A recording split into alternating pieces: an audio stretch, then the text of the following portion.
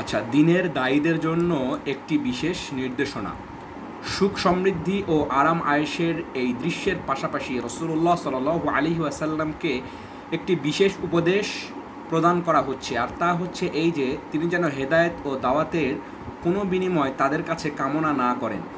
এই হেদায়েত ও দাওয়াতের বদৌলতেই তারা জান্নাতের অগণিত লাভে সক্ষম হয়েছে এবং জাহান্নামের আযাব থেকে রক্ষা পেয়েছে। এটা নিঃসন্দেহে তাদের প্রতি রাসূলের বিরাট দয়া। এই দয়া তার সাথে সম্পর্ক রাখার ফলেই তারা লাভ করতে পেরেছে, আর এটাই রসূলের বড় পাওনা। বলা হচ্ছে, বলো, আমি আমার দাওয়াতের বিনিময়ে কোনো বিনিময় তোমাদের কাছে চাই না, চাই কেবল আত্মীয়তাজনিত সৌহার্দ্য। 23 নম্বর আয়াত। আলোচ্য আয়াতে রাসূলুল্লাহ সাল্লাল্লাহু আলাইহি ওয়াসাল্লামকে কোনো বিনিময় কামনা না করার উপদেশ দেওয়া হয়েছে।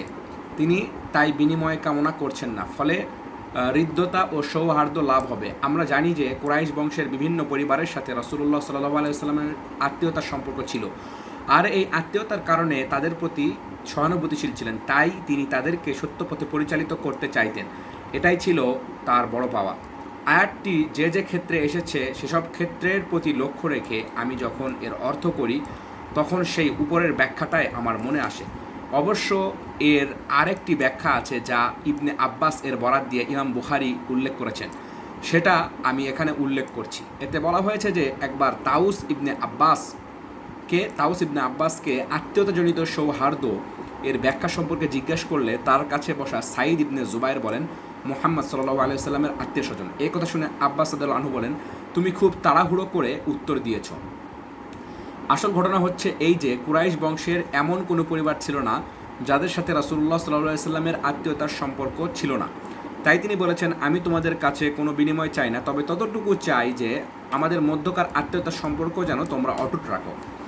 এই ব্যাখ্যার অর্থ দাঁড়াচ্ছে, আত্মীয়তার সম্পর্কের খাতিরে তোমরা আমার কোনো ক্ষতি করবে না এবং আমি তোমাদেরকে হেদায়েতের যে বাণী শোনাচ্ছি তা উদার মন দিয়ে শুনবে, আর এটাই হবে আমার জন্য প্রকৃত বিনিময় বা পারিশ্রমিক, অন্য কিছু নয়।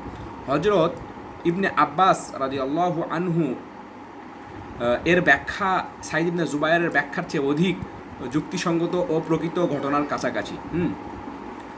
ঠিক আছে, তাহলে ইবনে আব্বাস এর যে ব্যাখ্যা, সেই ব্যাখ্যাটাই অধিক যুক্তিসঙ্গত। তবে আমি এখনও মনে করছি যে উপরে আমি যে ব্যাখ্যাটি উল্লেখ করেছি সেটা আরও যুক্তিসঙ্গত এবং প্রকৃত ঘটনার সাথে অধিকতর সঙ্গতিপূর্ণ। তবুও আমি স্বীকার করছি সঠিক ব্যাখ্যা একমাত্র আল্লাহ তাআলাই ভালো জানেন, আমরা নয়। মোট কথা, রাসূলুল্লাহ সাল্লাল্লাহু আলাইহি ওয়াসাল্লাম তাদেরকে স্মরণ করে দিচ্ছেন যে হেদায়েতের বদৌলতে পরকালে তারা যা কিছু লাভ করবে তার কোনো বিনিময় তিনি তাদের কাছে দাবি করছেন না। অথচ পৃথিবীর বুকে এর চেয়ে নগণ্য তুচ্ছ কিছু পাইয়ে দিলে মোটা অঙ্কের দালালি দিতে হয়, কিন্তু আল্লাহর বড়ই মেহেরবানি যে তিনি বান্দাদের হিসাব নিকাশ ব্যবসা অথবা আইনের তুলাদণ্ডে মেপে করবেন না। হিসাব নিকাশটা আইনের তুলাদণ্ডে মেপে করবেন না, বরং উদারতা ও করুণতার মানদণ্ডে মেপে করবেন। হ্যাঁ, কিসে করবেন? উদারতা ও করুণার মানদণ্ডে করবেন। তাই বলা হয়েছে, যে কেউ উত্তম কাজ করে আমি তার জন্য তাতে পুণ্য বাড়িয়ে দিই। এটা নিছক বিনিময় নয়, বরং বিনিময়ের অতিরিক্ত। এখানেই শেষ নয়, এরপর রয়েছে ক্ষমা ও কর্মের মূল্যায়ন। বলা হচ্ছে, নিশ্চয়ই আল্লাহ ক্ষমাশীল, গুণগ্রাহী। অর্থাৎ আল্লাহ তাআলা ক্ষমা করেন, আল্লাহ তাআলা কর্মের মূল্যায়ন করেন। কার কর্মের মূল্যায়ন করেন? আপন বান্দাদের কর্মের মূল্যায়ন করেন। অথচ তাদের এই কর্মের শক্তি ও সামর্থ্য তিনিই তাদের দান করেছেন।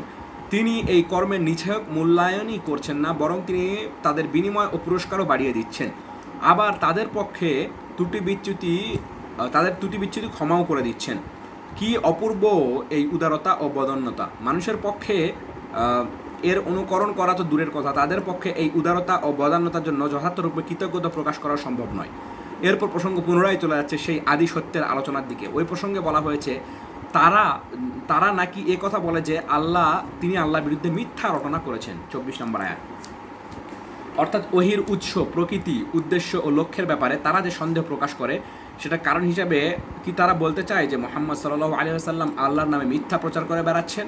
তারা কি বলতে চায় আল্লাহ তাআলা ওহির মাধ্যমে তার প্রতি কোনো বাণী অবতীর্ণ করেননি? কিন্তু তাদের এই আশঙ্কা সম্পূর্ণরূপে অগ্রাহ্য, কারণ কেউ আল্লাহ তাআলার কাছে কোনো বাণী প্রাপ্ত না হয়েও দাবি করছে যে সে বাণী প্রাপ্ত হয়েছে, আর আল্লাহ তাআলা তাকে ছেড়ে দেবেন, এটা কখনোও হতে পারে না। তিনি এই জাতীয় লোকদের অন্তরে মোহর লাগিয়ে দিতে পারেন। ফলে তাদের পক্ষে কখনো কোরআন সম্পর্কে মিথ্যা দাবি করার সুযোগ হবে না, বরং তাদের এমন মিথ্যা দাবির স্বরূপ উন্মোচন করে তা ধরাপৃষ্ঠ থেকে নিশ্চিহ্ন করে দিতে পারেন এবং সত্যকে সমহিমায় উদ্ভাসিত করে মিথ্যার উপর জয়ী করতে পারেন। তাই বলা হয়েছে, আল্লাহ তাআলা ইচ্ছা করলে তোমার অন্তরে মোহর এঁটে দিতেন, বস্তু তিনি মিথ্যাকে মিটিয়ে দেন এবং নিজ বাক্য দ্বারা সত্যকে প্রতিষ্ঠিত করেন। শুধু তাই নয়, বরং ফাইয়াশা ইল্লাহ, এই যেটা আরবি হচ্ছে ফাইয়াশা ইল্লাহ ইয়াখতিম আলা কলবিক ওয়ামহুল্লাহুল বাতিলা ওয়া ইউহিকুল হাক্কা বিকালিমাতিহি, এগুলো হচ্ছে আরবি। মুহাম্মদ সাল্লাল্লাহু আলাইহি সাল্লামের অন্তরের সকল গোপন কথা তার জানা আছে। বলা হয়েছে নিশ্চয়ই তিনি অন্তর্নিহিত বিষয় সম্পর্কে সবিশেষ জ্ঞাত। তাহলে বোঝা গেল যে ওদের আশঙ্কা বা সন্দেহের কোনো ভিত্তিমূল নেই। এটা কেবলই ভিত্তিহীন একটা ধারণা এবং একটি দাবি যা আল্লাহর অসীম জ্ঞানের পরিপন্থী। তার অসীম কুদরতের এবং তার সেই শাশ্বত বিধানের পরিপন্থী, যার উপর ভিত্তি করে তিনি মিথ্যাকে মিটিয়ে দেন আর সত্যকে প্রতিষ্ঠিত করেন। তাই প্রমাণিত হলো এই ওহীর ঘটনা সত্য ঘটনা এবং মুহাম্মদ সাল্লাল্লাহু আলাইহি ওয়াসাল্লাম যা বলেছেন তা সত্য বলেছেন। তিনি আল্লাহর নামে মিথ্যা কথা প্রচার করেননি, কারণ যারা এমনটি করে তারা মিথ্যুক, অত্যাচারী ও বিপদগামী। আর এই বক্তব্যের সাথেই আপাতত ওহী সংক্রান্ত সন্দেহের অবসান ঘটল। এখন তাদের সামনে ভিন্ন একটি পর্ব তুলে ধরা হচ্ছে, আর সেটা হচ্ছে যে তিনি বান্দাদের তাওবা কবুল করবেন, পাপসমূহ মার্জনা করবেন এবং তোমরা যা করো সে বিষয়ে সে বিষয় সম্পর্কে অবগত আছেন। আচ্ছা, আমরা অনুবাদটা পড়ে নেব কত 25 থেকে বাকি যে অনুবাদটুকু দেওয়া আছে সেটুকু, তারপর থেকে আলোচনা শুরু করব। আচ্ছা, 25 থেকে 53 তাফসীর।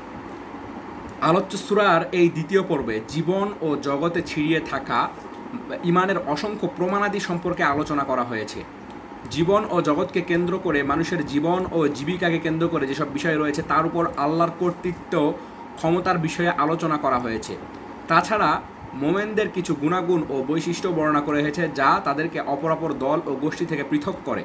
উল্লেখ্য যে সূরার প্রথম পর্বে ওহী এবং রিসালাতের বিভিন্ন দিক নিয়ে আলোচনা করা হয়েছে। সূরার শেষাংশে ওহীর প্রকৃতি ও পদ্ধতি সম্পর্কে আলোচনা করা হয়েছে। বলা বাহুল্য, ওহী ও রিসালাত এই দুটি বিষয় পরস্পরের সাথে জড়িত, কারণ দুটোই মানব হৃদয়ে গিয়ে মিশে যায়। তাহলে মানব হৃদয়ে দুটো পথ, কোন দুটো পথ মানব হৃদয়ে গিয়ে মিশে যায়?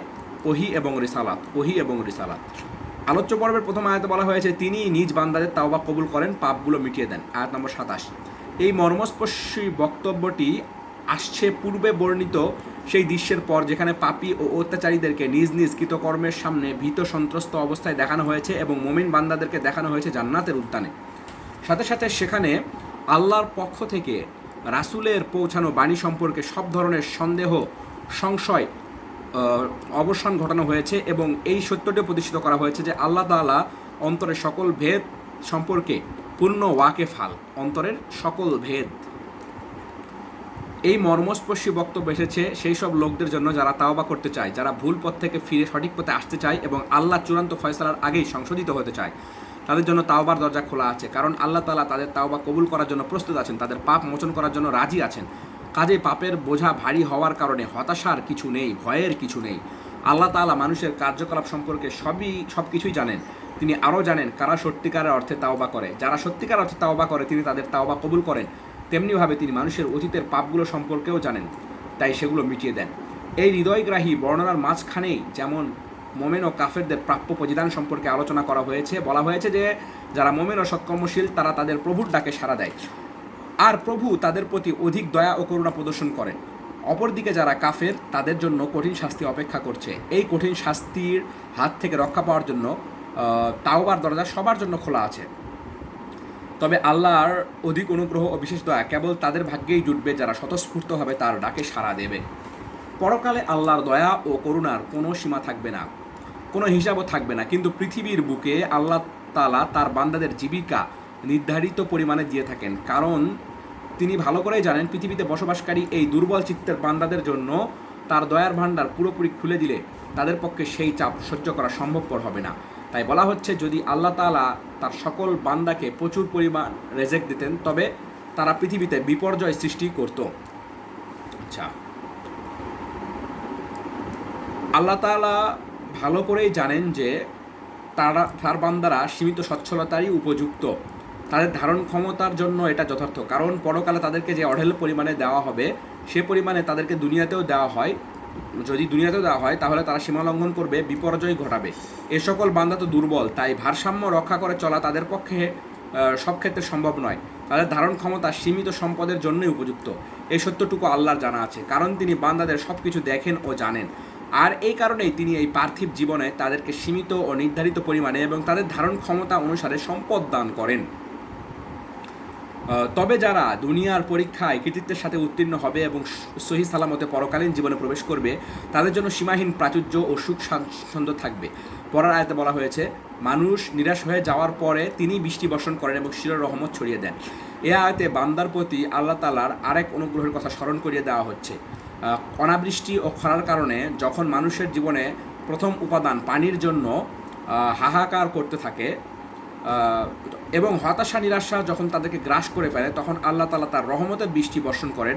ফলে খরতাপে ঝলসে যাওয়া ভূমি জীবিত হয়ে ওঠে, পতিত জমি শস্য শ্যামল হয়ে ওঠে, বীজ অঙ্কুরিত হয়, চারাগুলো ধীরে ধীরে বেড়ে ওঠে, আবহাওয়া কোমল স্নিগ্ধ হয়ে ওঠে, জীবন চাঞ্চল্য ফিরে আসে, মানুষের মাঝে কর্মস্পৃহা জেগে ওঠে, মাঠে ঘাটে আনন্দের বার্তা বয়ে যায়, হৃদয়ের বদ্ধ দুয়ার খুলে যায়, মনে আশার সঞ্চার হয়। হতাশা এবং আল্লাহর রহমতের মাঝে ক্ষণিকের ব্যবধান ছিল, এই ব্যবধান কেটে যাওয়ার সাথে সাথে রহমতের সকল দুয়ার খুলে যায়, আকাশের দুয়ারও খুলে যায় এবং রহমতের বৃষ্টি বর্ষিত হয়।